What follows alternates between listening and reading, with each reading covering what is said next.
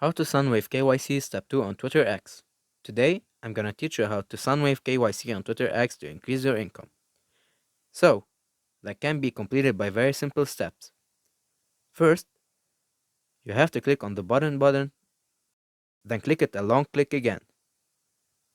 Then, this page will appear like this.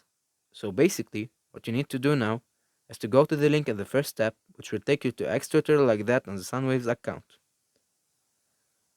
Then, you have to come back to the app, copy the exact same message they put in step 2, and then go back to X again and post it. After that, you have to copy the link of your post, then go back to Sunwave again. You click next, then paste the link of your post in the third step. Then, you have to wait for 2 minutes. Once it's verified, click continue, and you're done.